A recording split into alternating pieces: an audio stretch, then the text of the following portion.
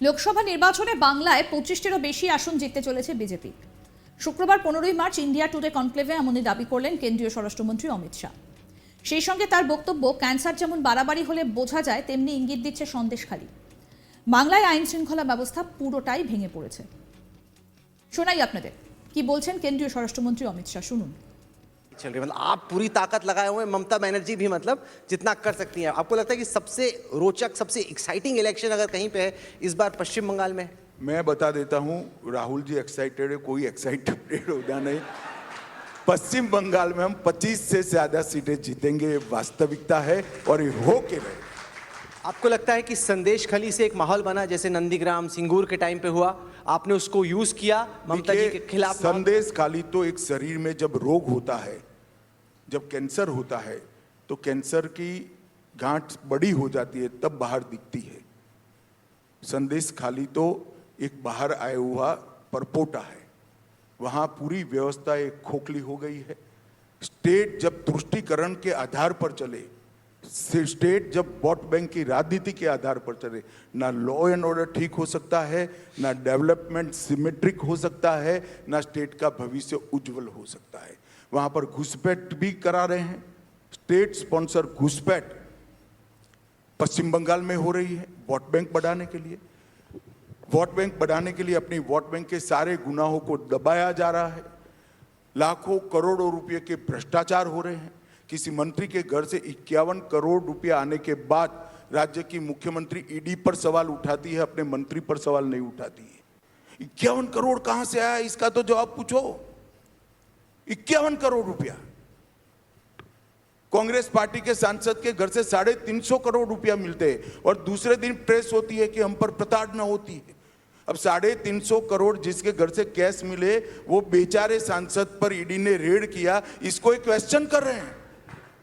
भैया, ये बात कभी ना कभी जनता जानती है, समझती है।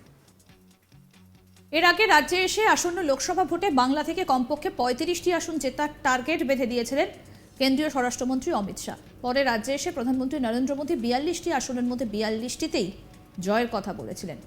ইলেকটোরাল বন্ড নিয়ে তোলপাড় গোটা দেশ। অবশেষে প্রকাশ্যে এসেছে ইলেকটোরাল বন্ড বা নির্বাচনী বন্ডের তথ্য।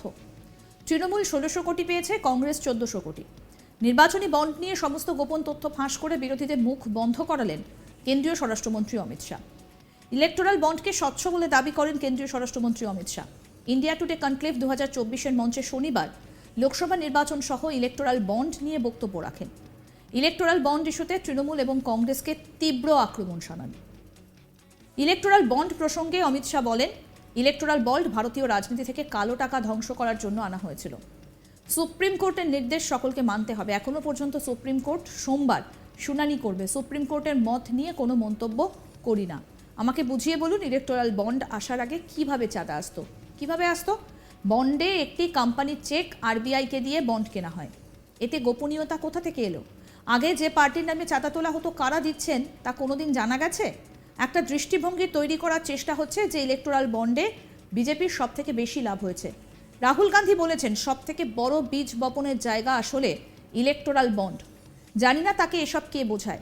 বিজেপি 6000 কোটির বন্ড পেয়েছে, মোট 20,000 কোটি। তাহলে বাকি 14,000 বন্ড কোথায় গেল? তৃণমূল 1600 কোটি টাকা পেয়েছে, কংগ্রেস 1400 কোটি টাকা পেয়েছে। বিজেপি 303 সাংসদের পার্টি হয়েও আমাদের 6000 কোটি মিলেছে, আর যাদের 242 জন সাংসদ তাদের 14,000 কোটির বন্ড বেরিয়েছে। হিসেব খুললে কেউ মুখ দেখাতে পারবে না। শুনুন কি বলছেন কেন্দ্রীয় স্বরাষ্ট্রমন্ত্রী অমিত শাহ। इलेक्टोरल बॉन्ड भारतीय राजनीति में से काले धन का वर्चस्व समाप्त करने के लिए लाया गया था। सुप्रीम कोर्ट जो फैसला देती है वो सबको मानना होता है। मैं इस पर कोई टिप्पणी करना नहीं चाहता। अभी भी सुप्रीम कोर्ट में सोमवार को सुनवाई होनी है। मैं सुप्रीम कोर्ट के फैसले पर कोई टिप्पणी नहीं करता। मैं किसी भी मंच पर किसी भी व्यक्ति से चर्चा करने के लिए तैयार हूं। इलेक्टोरल बॉन्ड ये भारतीय राजनीति में से काला धन समाप्त करने के लिए लाया गया। कोई मुझे ये समझा दे कि इलेक्टोरल बॉन्ड आने के पहले किस तरह से चंदा आता था, तो कैश से आता था। बॉन्ड में किस तरह से आता है, तो अपनी कंपनी के चेक आरबीआई को देकर एक बॉन्ड परचेज करते हैं और देते हैं। इसमें गोपनीयता का सवाल आ गया। जो कैश में चंदा आता था इसका क्या हुआ, किसका नाम जाहिर हुआ है, मुझे बताइए। तो आज तक किसी का हुआ है क्या? किसी का नहीं हुआ।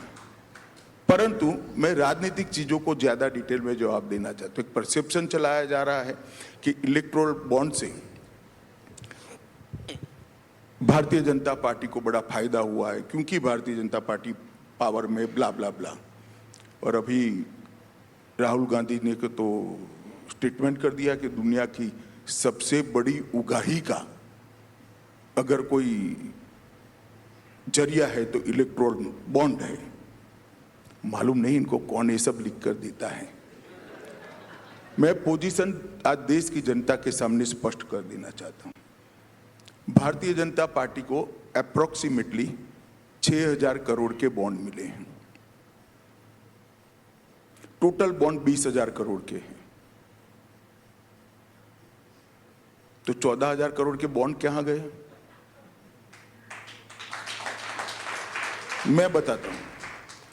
टीएमसी को 1,600 करोड़ के मिले, कांग्रेस को 1,400 करोड़ के मिले, बीआरएस को 1,200 करोड़ के मिले, बीजेडी को 775 करोड़ के मिले और डीएमके को 639 करोड़ के मिले।